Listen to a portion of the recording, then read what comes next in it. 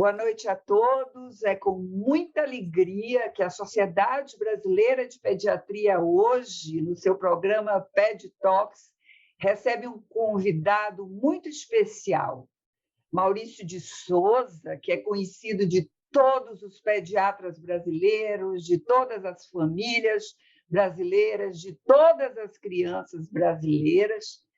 Não é? Hoje o nosso convidado especial será entrevistado pelo nosso querido Carlos Linhares. Maurício, você tem uma penetração magnífica nas famílias brasileiras. Meu filho era fã de seus personagens, eu própria e tantas outras crianças que você tem ao longo de gerações, né, influenciado e compartilhado com tanto esmero e tanto cuidado e de forma tão maravilhosa. E para nós é um presente a sua presença aqui hoje. Eu que agradeço a possibilidade e a oportunidade, Luciana. Fico feliz de estar falando com o pessoal que está tão próximo também do resultado do meu trabalho, do nosso trabalho. Nunca falo meu, é nosso, trabalho de equipe. Então, realmente, nós estamos em 400 pessoas trabalhando para a criançada, para a família, para jogar histórias agradáveis, gostosas, divertidas e provavelmente também com histórias que podem sugerir comportamentos. Com certeza, com certeza, com certeza.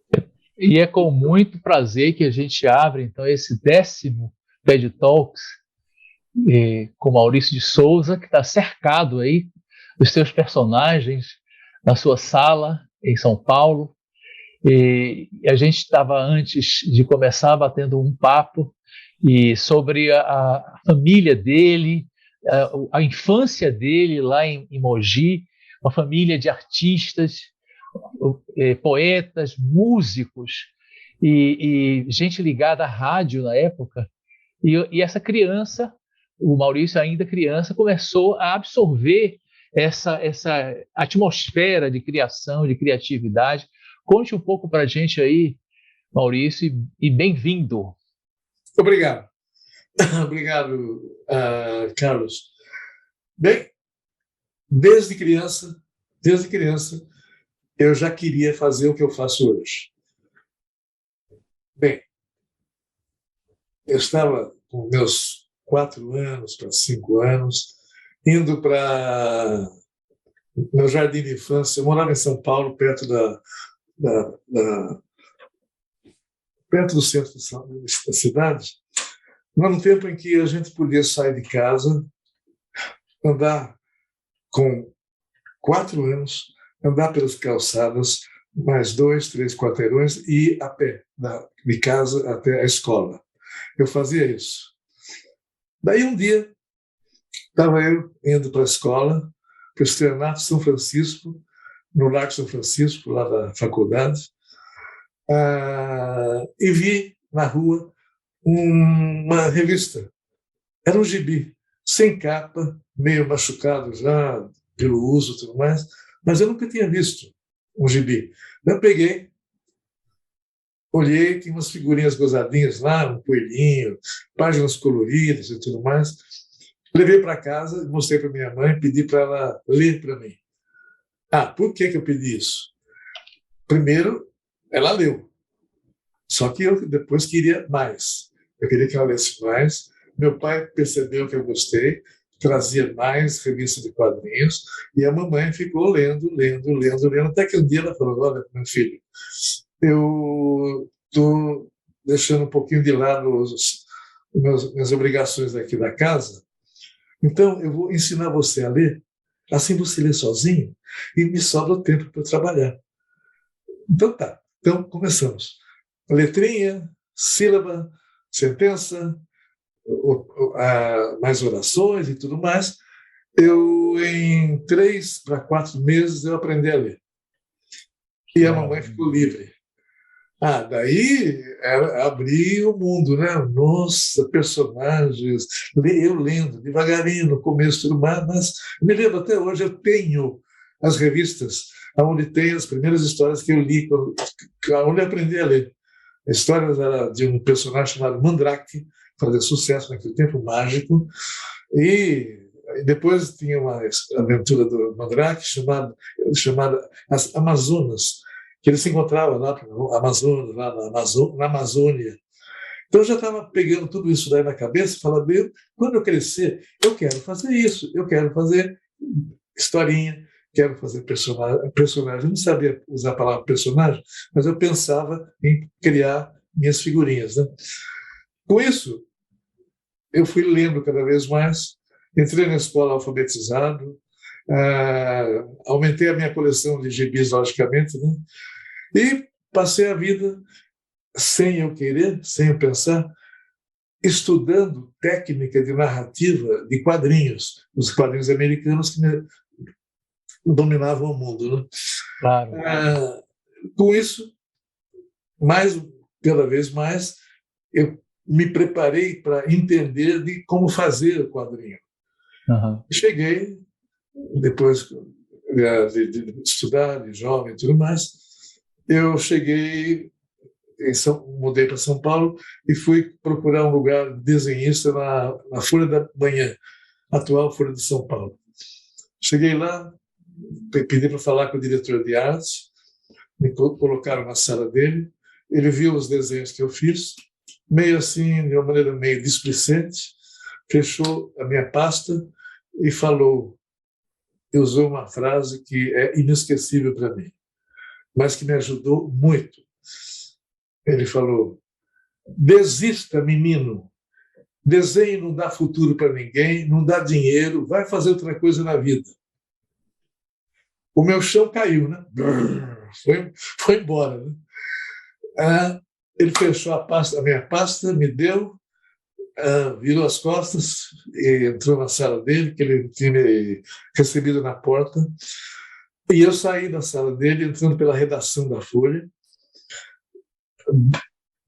meio assim mareado, né? Eu não estava me entendendo bem, estava achando que tudo aquilo que a minha madrinha, a minha mãe, o meu pai, as pessoas que me conheciam falavam que eu desenhava, que o meu desenho era bonitinho, achei, não é, então não é.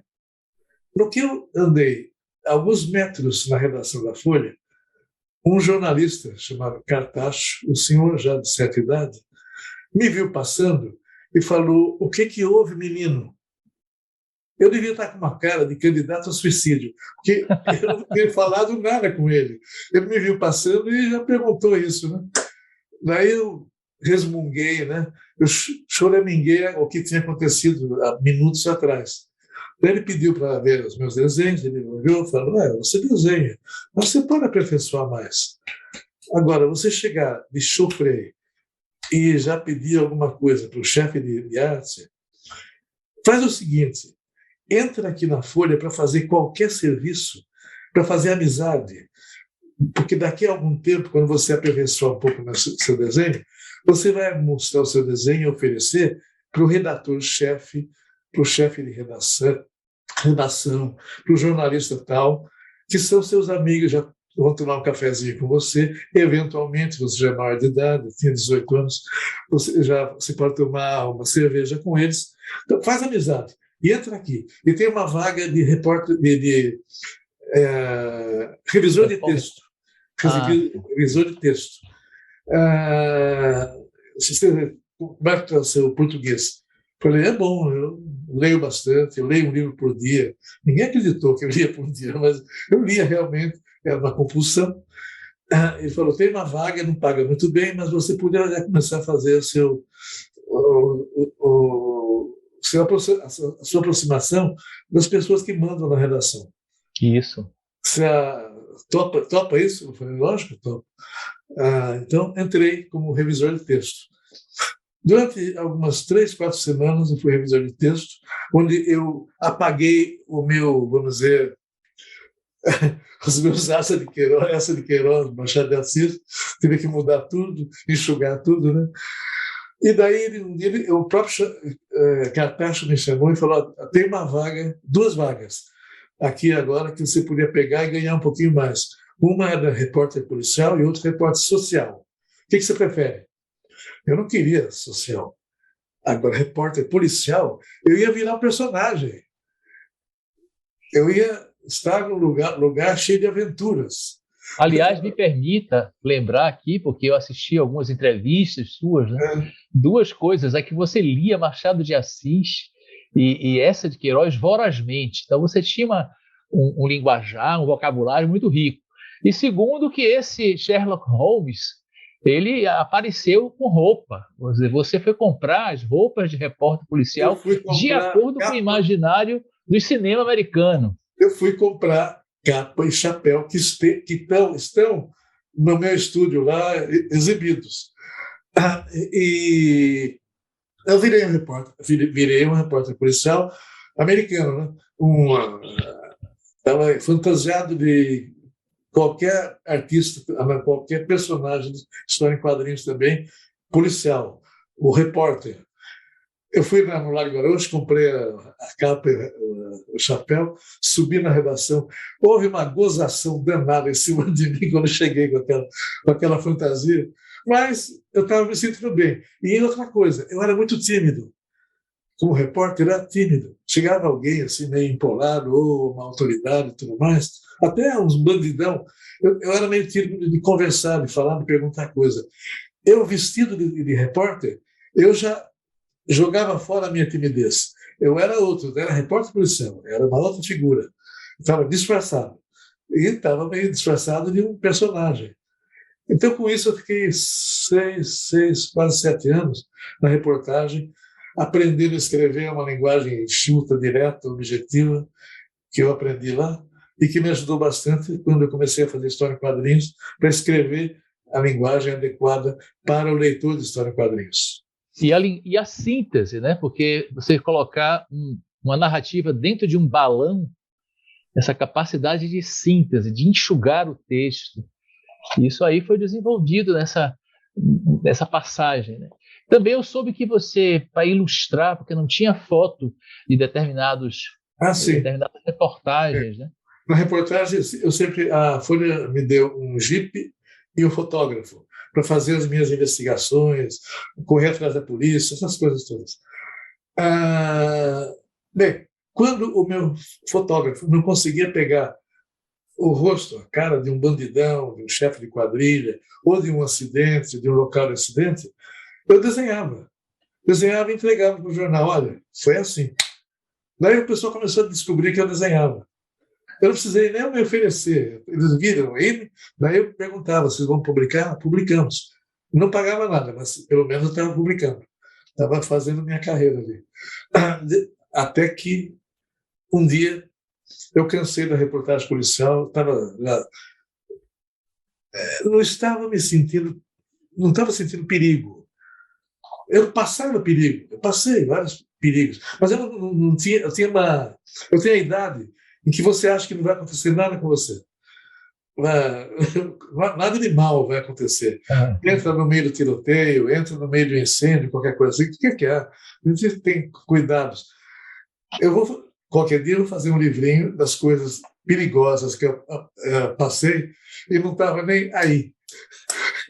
De qualquer maneira, eu resolvi um dia ir para casa, faltei alguns dias no jornal e desenhei a minha primeira tirinha, uma tira com o Bidu e o Franjinha, os personagens. Levei para a redação, como o velho Katacho tinha sugerido. Eles olharam o material e falaram, tá bonitinho. Eu perguntei, se vão publicar? Podemos publicar, sim. E vão pagar? Vamos pagar. Opa! Minha demissão da reportagem e agora eu quero ser desenhista. E daí começou tudo.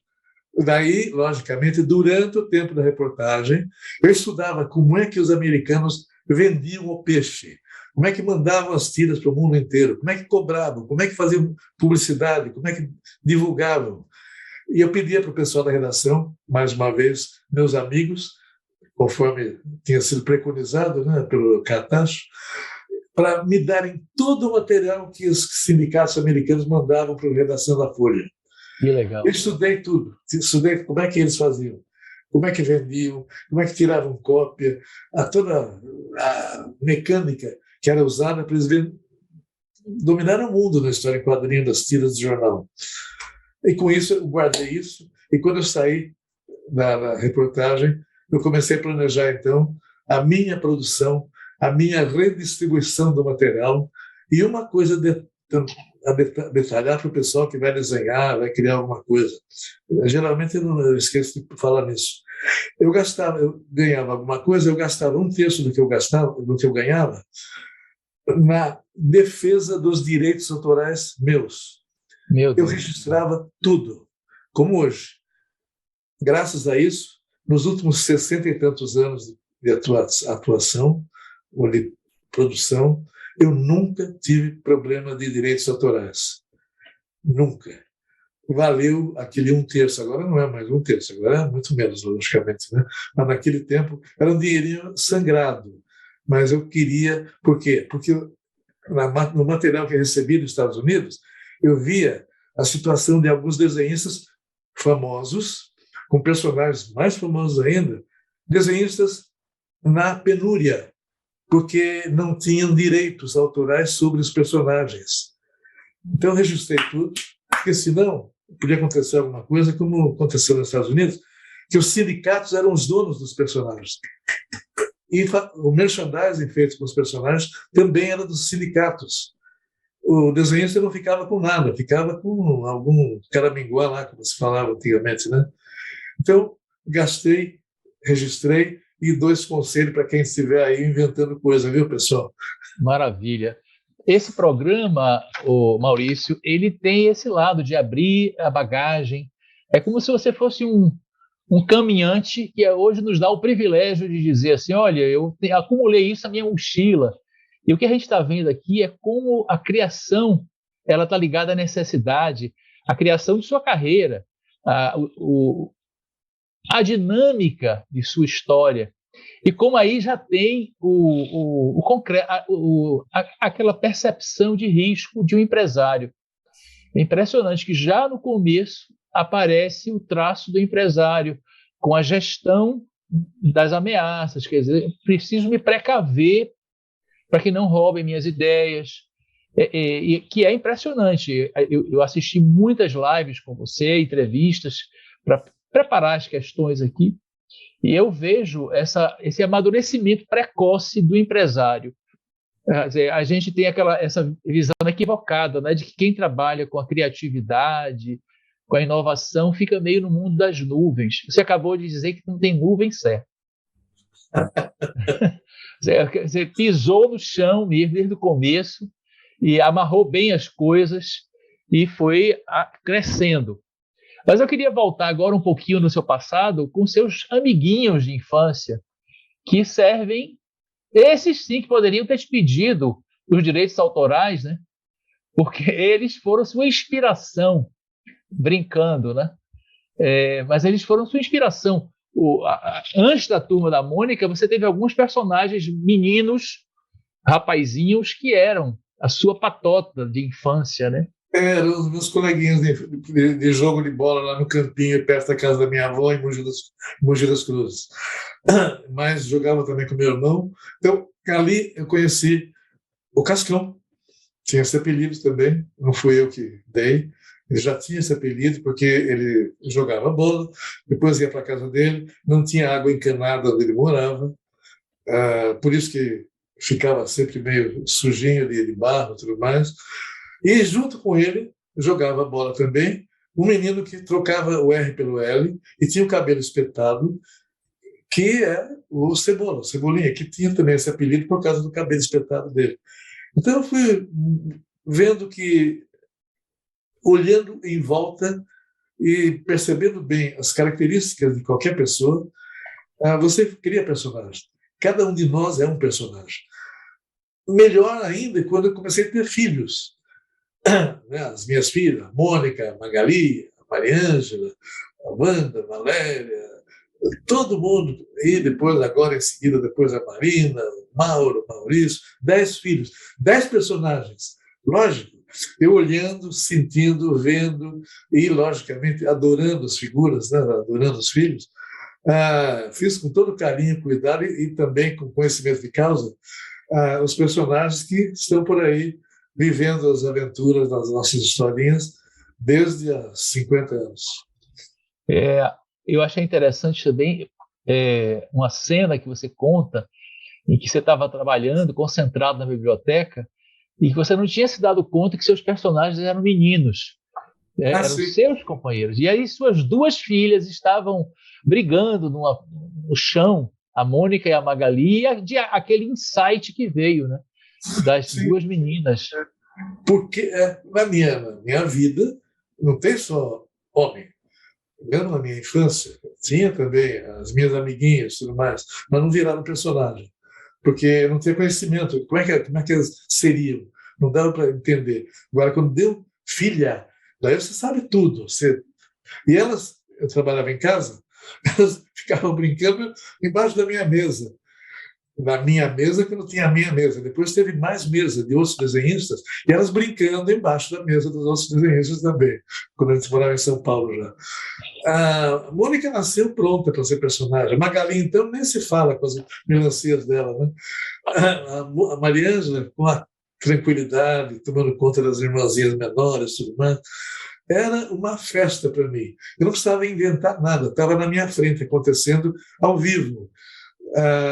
E outros personagens depois que vieram de outro casamento, a Marina desenha maravilhosamente. A minha filha, ela desenha tão bem quanto eu. Ela treinava desde pequena. Mauro é um grande executivo. Maurício, também fantástico, inspirou o do Contra. E ele era do Contra. Aliás, ele é. E vive muito bem e se resolve bem também sendo do Contra. Agora, essa pandemia me afastou um pouquinho de pessoas. Então, eu estou meio, de alguma maneira, sentindo falta de conhecer mais crianças novas, de pessoas, de estar em contato com as pessoas, com mais gente. Depois de uma parada, nasceu um neto, Martim, que está com alguns meses, e provavelmente será o nosso próximo personagem, porque ele é fantasticamente simpático, esperto, inteligente, e todo mundo e eu estou botando no Instagram fotos e filminhos dele, né, que a mãe faz, o pai faz. O pessoal transforma o personagem, deixa ele crescer um pouquinho mais, quero sentir mais como é que ele é, mas não vou conseguir escapar. Falei com a minha filha ontem, a Marina, mãe dele, que eles pais têm que me autorizar. Agora eu não vou invadir e fazer um personagem só porque eu quero. Eu quero que eles autorizem, concordem com isso, porque senão o personagem vai pegar e a vida inteira está grudado nele. Então, é uma coisa muito séria isso, para não haver até desvios de personalidade, qualquer coisa assim. Muito bom. Isso mesmo, né? Não é criado de qualquer maneira. Realmente nós temos que ter alguns cuidados, porque é igual a Mônica. A Mônica, quando eu criei a personagem, lancei, eu esqueci de falar com ela. E daí uma menina dela, uma menina da escola dela, da classe, falou: Mônica, você que é a Mônica lá da historinha, né? Quê? A da historinha. Eu não estou sabendo. Ela chegou em casa e perguntou: pai, é verdade que eu sou aquela Mônica da historinha? Falei: desculpe, filha, eu não te avisei. É assim. Mas eu sou daquele jeito. Filha, mais ou menos. Né? Vamos conversar há tanto tempo. A Mônica, hoje, uma diretora comercial maravilhosa da empresa, ela chegou para mim e falou: pai, você exagerou. Eu não sou tudo aquilo que você pôs na historinha lá, né, filho? Né, pai? Eu falei: não. Passaram-se 2, 3 meses, a Mônica passou na minha sala, na minha mesa, falou: pai, você tem razão. Eu falei, ô filho, que bom que você É, aceita, então. Você me batizou a Mônica hoje. isso é impressionante. Você está falando de uma gerações de crianças, né, e adolescentes, e que você já acompanha essas gerações, desde os anos 60, 70, e tem tanta gente que está assistindo a gente aqui, que aprendeu a ler com seus gibis. Mas você diria assim, hoje em dia a criança mudou? Em que sentido que a criança é a mesma, mudou? Como é que você vê isso? Com Se tanta tiver um gibi na evolução. mão, um bom gibi na mão, a criança esquece tudo. Eu fiz uma experiência, sem querer, na China, há uns anos atrás, quando eu tomei um trem-bala de Xangai para ir para outra cidade. Eu estava muito cansado, falei, eu vou pegar o trem-bala, legal, bacana. Ele vai. Entrei no vagão, sentei, me preparei para tirar uma cochilada. Daqui a pouco, aquele monte de crianças de tipo 7 anos entrando lá no vagão, estudantes escolares, brincando, brigando, pulando, correndo, brincando de piques. Aham. Mas aí me lembrei de uma coisa, eu estava com uma valise com uma série de gibis da Turma da Mônica em mandarim, em chinês. Eu falei, eu vou fazer uma experiência. Eu vou começar a distribuir o gibi da Mônica para essa criançadinha. Fui distribuindo. E cada um deles pegava, abria, sentava no chão, sentava na beirada da cadeira, sentava no corredor e começava a ler. Foi a viagem mais tranquila que eu tive lá na China. Ninguém se mexia, todo mundo ficou lendo até chegar no destino. Então foi o meu laboratório mais espetacular para saber que a Turma da Mônica é universal. Que coisa bonita, né? Se bem que no Japão a Mônica teve que ser um pouco alterada, não foi? Não, eu não altero nenhum dos países que eu fui. Não, na verdade, não é a palavra que eu empreguei foi errada. É aquela Mônica que tem uma outra forma de expressão, que não tem palavras.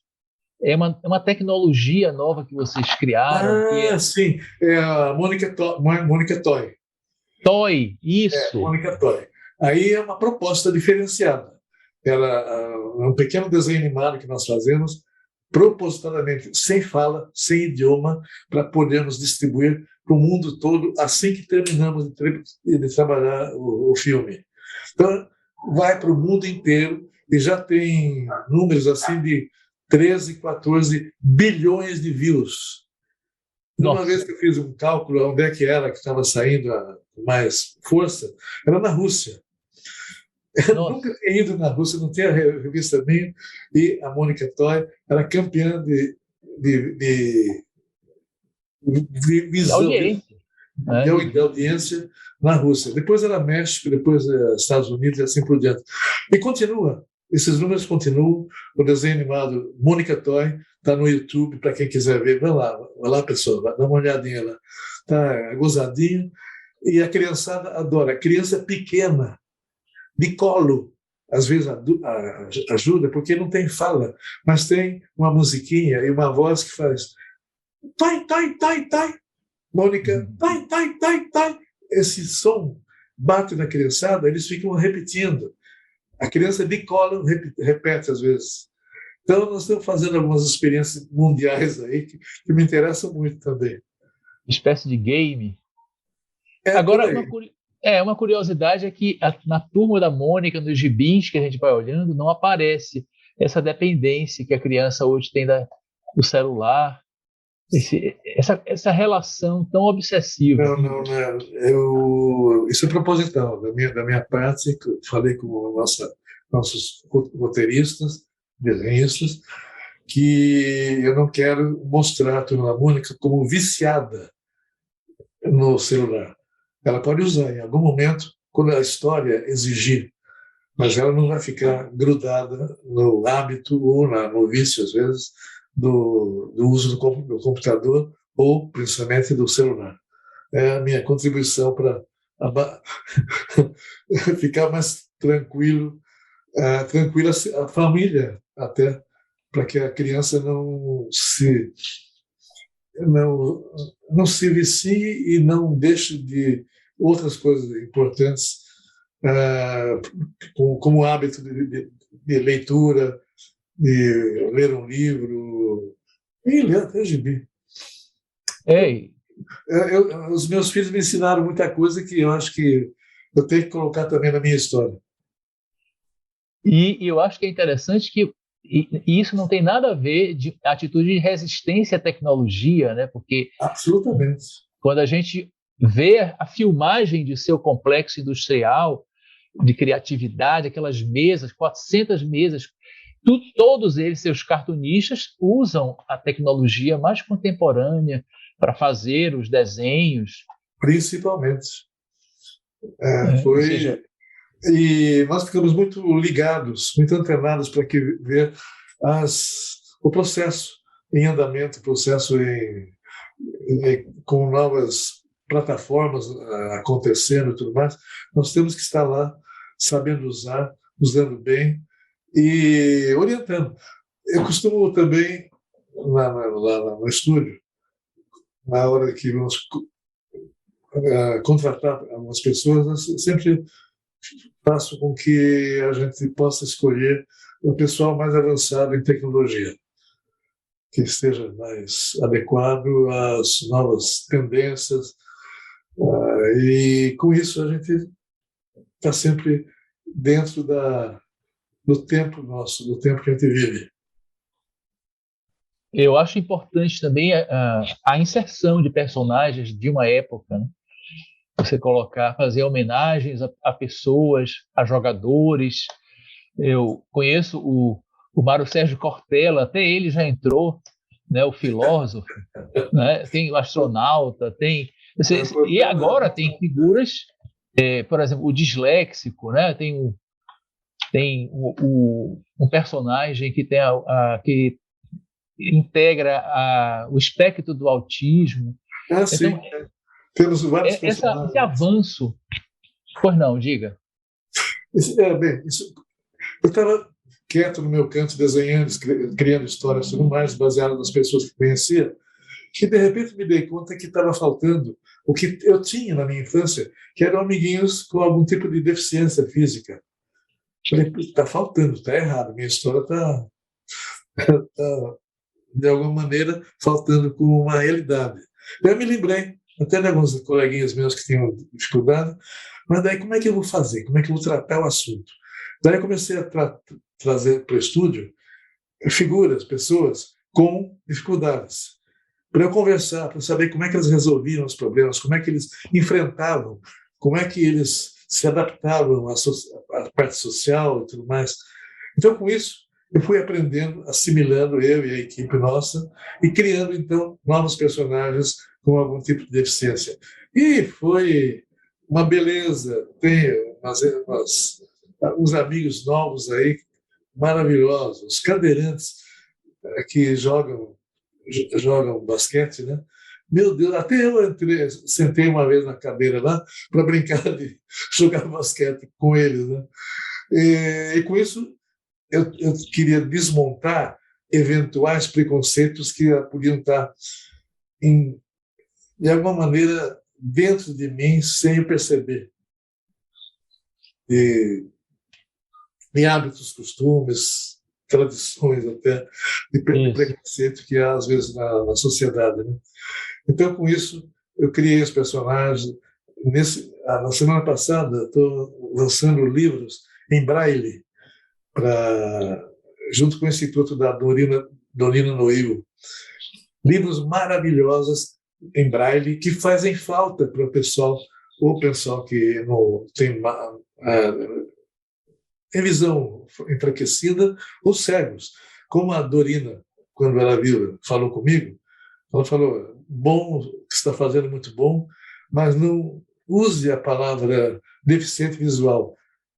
O pessoal não entende bem. Use a palavra cega. Com isso, o pessoal vai entender, vai se sentir realmente, até o cego vai se sentir prestigiado até. porque estão tratando de assuntos que interessam a ele. Então, essa coleção que saiu agora é para que os cegos visitem todas as principais regiões do Brasil no Braille e também com desenhos picotadinhos para quem o cego quiser entender a forma também dos personagens. Então tem o Braille e tem os picotadinhos, que seriam os desenhos picotados.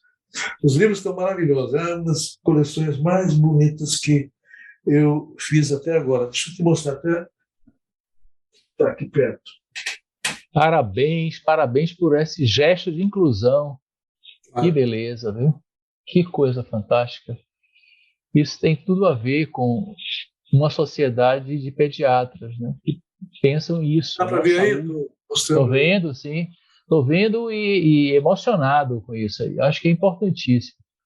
Não é, Luciana? Aqui dentro tem as revistas com vou abrir aqui para você mostrar. E o orgulho, né, que você está tendo agora de mostrar isso, Maurício, esse reconhecimento da sua equipe, né, que achei legal. Você se senta na cadeira do jogador de basquete que tem deficiência, experimenta com ele e aprende com ele. Eu uso a Dorinha, o personagem que eu me inspirei na Dorina no Will para fazer. Né?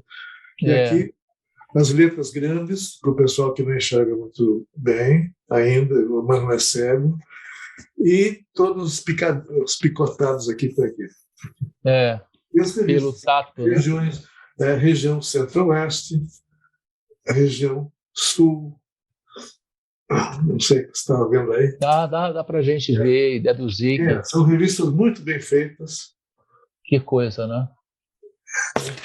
Com essa possibilidade da criança cega, ou das pessoas cegas, entenderem, conhecer o Brasil de outra maneira.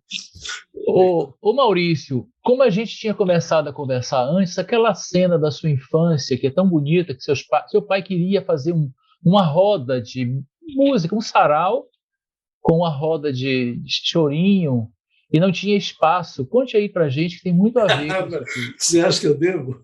Deve, isso é muito bonito. Vamos lá, conte aí que vai sair. Isso vai ser com a contribuição. O Ped Talks é abrir a mochila. Esse fato é fantástico, Maurício. Inédito, hein? Em público. Meu pai tinha os amigos, os colegas dele, os amigos dele, ele era poeta, ele compunha músicas, então tinha também amigos que tocavam, eram violonistas, flautistas, tocavam bandolim, aquela coisa toda. E faziam, na minha casa, saraus, reuniões de músicos, tocavam. Né? Até que começou a juntar mais gente e não cabia mais na minha casa, que era pequena. Daí meu pai teve uma ideia. Ele falou, olha, na esquina tem um estabelecimento lá, que eu vi lá, é bem grande. Então nós podíamos falar com o dono da casa lá, da esquina, que é nosso conhecido. Vou ver se ele empresta aquela área para ele treinar chorinho lá. Daí ele foi lá, falou com o dono era uma loja, era bem, era um local diferenciado. Era uma agência funerária. Uma agência funerária. Mas tinha espaço. Meu pai tinha percebido. E foi lá e o dono do espaço permitiu que ele levasse os amigos dele, os músicos, tudo mais para lá, para treinarem, fazerem os arranjos todos lá, de chorinhos, etc, etc. E eu acompanhava meu pai acompanhava o pessoal, gostava de ouvir as músicas, né? Ficava lá, às vezes, batucando um pouquinho, junto com eles. Mas ali, o pessoal que entrou preencheu o espaço e eu tinha que ir a algum lugar. Então, eu não sei, não me lembro se foi meu pai, alguém me levantou e pôs sentado em cima de um caixão, não era de defunto, porque não foi defunto ainda, né? Era um caixão fadado. Fiquei lá, fiquei sentado com as pernas abertas assim, e o pessoal tocando. Pá, pá, pá. Daqui a pouco eu bati aqui no caixão e deu uma acústica maravilhosa, né? Bum, bom, bum, bom, bum, bom. E o pessoal tocando e eu podia bater e acompanhar do meu jeito, sem ninguém, nenhum de nós imaginar que aquilo tinha que ver a casa, a loja, tinha que ver com morte. Aquilo era um momento de vida, de música, de alegria. Então, já que era assim, vamos tocar até meia-noite, sem problema nenhum e sem medo nenhum também. Então, esse é um dos casos que eu não conto para ninguém. Mas é porque a gente está numa sociedade de vida da criança. Então, é o que você está colocando. Existem os preconceitos, né, os estereótipos, as rotulações sociais.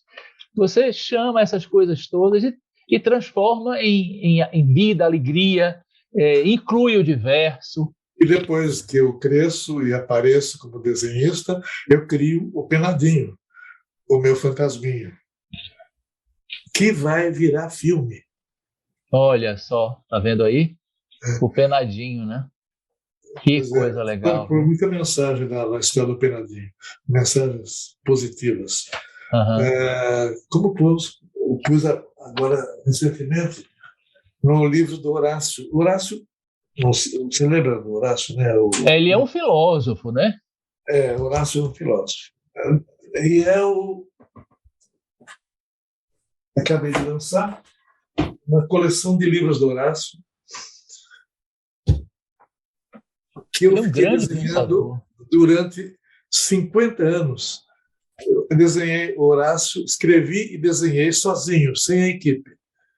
Isso é uma obra autoral, mas estava meio perdidona, estava lá esquecida. Daí o Sidney Guzman, o nosso editor lá, falou, vamos fazer uma coleção, tem uma editora que pode lançar, a editora Pipoca e Nanquim. Mas vamos juntar tudo que eu fiz durante 50 anos. Vamos lá. Fizeram uma pesquisa, foram buscar, fizeram cópia, foram buscar nos jornais aí, onde é que tinha cópia também, e fizemos uma coleção de 4 livros com toda a minha obra do Horácio. Horácio, para quem não sabe, dizem, e eu concordo, que é o meu alter ego. Uhum. A reação do Horácio nas histórias seria a minha reação, em qualquer circunstância. Isso é legal, bacana, é interessante, mas também é meio perigoso. Eu me exponho um pouco. Se revela. Mas o artista, né, a função da arte também é isso, elaborar as próprias questões. Para quem não ouviu, não sabe, olha só. Isso é muito bonito, esse momento, porque você está tomando posse de sua obra e a gente está aqui, são tantos e tantos médicos e pessoas também de fora, que não são médicos, pediatras, mas foram convidados para isso. É um momento de reconhecimento de uma trajetória, uma carreira. Aliás, está faltando a gente perguntar, já estamos chegando perto do final, mas é o empresário, porque você planejou a carreira, né? Você foi, por exemplo, algum apoio do pessoal do marketing, você percebeu que a turma do marketing dava valor aos seus personagens? Como é que foi essa transição? Como eu estudei lá naqueles papéis que os meus colegas do jornal me davam, eu via como é que os americanos faziam. Eles faziam merchandising, eles faziam brinquedos, eles faziam álbuns, eles faziam coleções, tudo aquilo. Então, se eles faziam, nós podíamos fazer também. Quando resolvi fazer desenho animado, eu também fui atrás de muita coisa que eu recebia também e estudava para poder criar equipes. Né? Fizemos filmes, longa-metragem, desenhos animados, tudo mais. E agora entramos nos filmes ao vivo, que estão indo muito bem também, né? Turma da Mônica. E vem aí um filme muito interessante, que é um filme sobre a minha vida, produzido pela Disney. Olha só. Eu não fui não fui falar com eles. Eles vieram falar comigo, fiquei muito honrado e, lógico, satisfeito, e vou caprichar muito nas histórias que eu estou contando para eles, para que a gente tenha um filme muito bom, e eles não vão fazer um filme qualquer, logicamente. Eu estou aqui do lado, aqui com parte do roteiro, olhando, vendo tudo mais, ajeitando, etc., etc., para que seja um filme com informações corretas sobre a minha vida. E daí muita coisa que estou falando para vocês aqui vai aparecer também no filme lá. Estamos recebendo aqui o making of, né? A gente agora nessa entrevista estou sentindo uma coisa que os americanos chamam de benchmarking. Você foi fazendo isso, você foi pegando o melhor dos seus colegas norte-americanos, a ideia dos direitos autorais, a diversificação da produção. Você foi aprendendo, você fez um MBA sem fazer um MBA, um curso, mas você fez uma... Por aí. E, lógico, eu fui para os Estados Unidos, fui para o Japão, fui para a Europa, para falar com artistas também, para ver como é que eles estavam fazendo, o que eles estavam fazendo, de que jeito que era o negócio. Então, eu fiz um trabalho, fiz um estudo muito profundo do que havia no mundo em história em quadrinhos e como é que estava sendo tratado o mercado de história em quadrinhos. Fiz grandes amizades também, muitos artistas dos mais famosos do mundo, ficamos amigos. A maioria dos americanos, principalmente, se queixava de que estavam presos nos sindicatos. Eles não tinham condições de fazer, por conta própria, o licenciamento, o merchandising, que eu desde o começo, eu fiz. Talvez o maior desenhista de todos os tempos, o Will Eisner, que fazia o espírito, um personagem policial, ele se queixava para mim. Puxa vida, como é que você consegue fazer isso daí? Você ser dono do personagem? Eu lamentava, falava para eles que eles perderam a oportunidade e lá os contratos que havia, ninguém podia mexer. Tá? Então, eu estou fazendo merchandising. Minha filha Mônica, a diretora comercial, fazendo merchandising 1000. Você tem uma ideia? Só na área de hortifruti, a Mônica tem produtos, os mais variados produtos, que são trazidos ou levados para o Brasil todo de trem, com alguns casos, melancia, se não me engano, 6 vagões de trem cheios de melancia. Maçã da Mônica, mais algumas toneladas e toneladas e toneladas. Então, nós pegamos, também do meu feitio, buscar produtos o mais possível adequados para a criança, para a família, sem agrotóxicos, sem problemas que às vezes acontecem aí. Então, a nossa filosofia, ou a nossa preocupação, minha, da Mônica, do nosso pessoal todo, é que a gente possa produzir alguns tipos de merchandising o mais possível, mais cuidadosos possíveis para com a criança, principalmente. Esse foco, isso é importantíssimo. Com certeza, os pediatras, as pediatras do Brasil estão encantados com o que a gente está escutando. Eu queria chamar a presidente da sociedade, a doutora Luciana Silva, e a gente está diante aqui de um encontro. São vagões. Você trouxe os vagões, você falou 6 vagões de maçã e você trouxe 6 vagões de inspiração para a gente essa noite, com tantas histórias fantásticas. E Luciana? Com certeza, Carlos. Acho que esse PED Talks traz para nós, de fato, a inspiração que é Maurício de Souza, com seus olhos brilhantes, com seu papel educador, com as mensagens que ele leva para as crianças. Eu estava ouvindo recentemente uma moça que foi criada no exterior, que aprendeu português e aprendeu a ler português nas revistas de quadrinhos da Mônica. né?